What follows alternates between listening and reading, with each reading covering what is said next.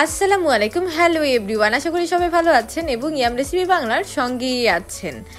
এই তো ঈদের আউটফিট তো প্রথমেই আপনাদেরকে দেখিয়ে দিলাম। এটা ছিল আমার এবছরের ঈদ উল ফিতরের আউটফিট। তো এখন যাচ্ছি বাহিরে। ঈদের দিনের ব্লগ আজকে আপনাদের সাথে শেয়ার করব। আশা করি ব্লগটি ভালো লাগবে। যদিও অনেক লেট করে ফেলেছি ঈদের ব্লগ আপলোড করতে, প্রায় মাসখানেক আগেই তো ঈদ শেষ হয়ে গিয়েছে আর কি। এই তো চাঁদ দেখে ফেললাম। তো চাঁদ রাতে কি করলাম সেটার টুকটাক আপনাদের সাথে শেয়ার করব। যদিও তেমন কিছু রেকর্ড করা হয়নি, কারণ রান্নাবান্না নিয়ে ব্যস্ত ছিলাম।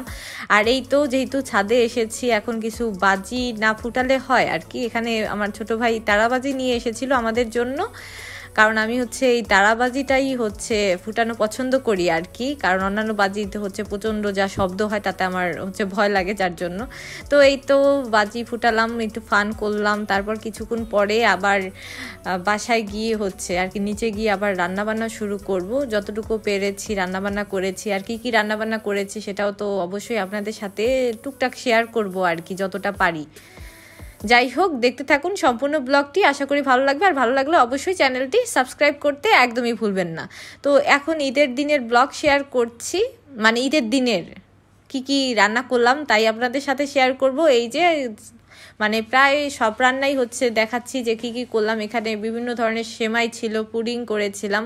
আলহামদুলিল্লাহ পুডিংটা এবার অনেক ভালো হয়েছিল। প্রতিবারই যদিও আমার হাতের পুডিং ভালো হয়, এবার মানে তুলনামূলক আরও বেশি ভালো হয়েছিল। তো চিকেন রোস্ট, ইলিশ মাছ কাবাব, তারপর আরও চিংড়ি ভুনা আর কি।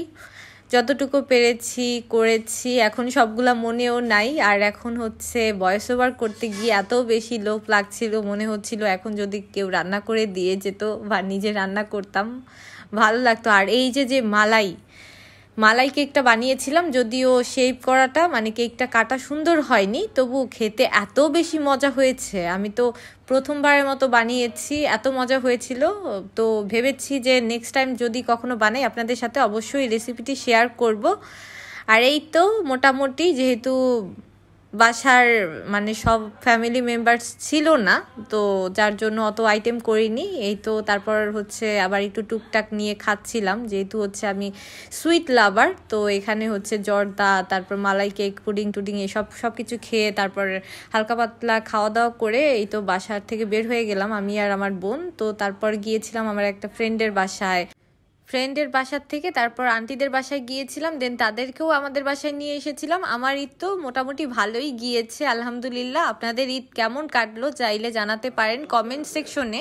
ঈদের দিন আর তেমন কিছু রেকর্ড করা হয়নি, কারণ ভিডিও করতে থাকলে ফান করতে পারি না ঠিকভাবে। তো মাথায় ছিল না যে কিছু ভিডিও করতে হবে। যাই হোক, ভালো থাকবেন সবাই, আল্লাহ হাফেজ।